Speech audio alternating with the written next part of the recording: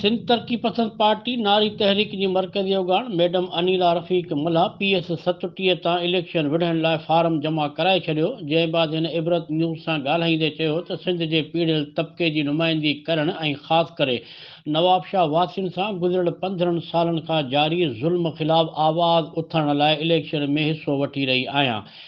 जिते करप्ट निज़ाम जागीदाराना ऐं सरदाराना सोच माण्हुनि खे हीसाए खेनि कमज़ोर करे संदुनि हक़नि ते धाड़ा हणी पाण सुखिया सताबा ऐं अवाम खे मानी ॻभेला परेशान कयो आहे।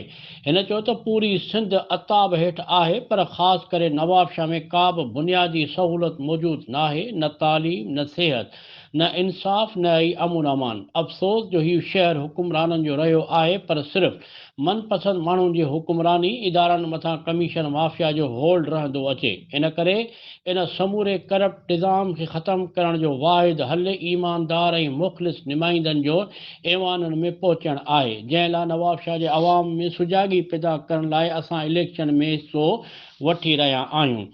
हिन इहो बि चयो त अवाम खे इहो शऊर ॾियणो आहे त हू पंहिंजे वोट जो दुरुस्त इस्तेमालु कनि, छाकाणि जो इहो वोट ई आहे जेको संदुनि क़िस्मत संवारे ऐं बिगाड़े सघे थो। हिन हिकु सुवाल जे जवाब में चयो त मां पुरुमीद आहियां त नवाब शाह जा माण्हू मूंखे ज़रूरु कामयाबु कंदा, छाकाणि जो हू करप्ट हुकुमराननि मां बेज़ार थी चुका आहिनि, जिन खाइण जीअण जो हक़ु खसे छॾियो आहे।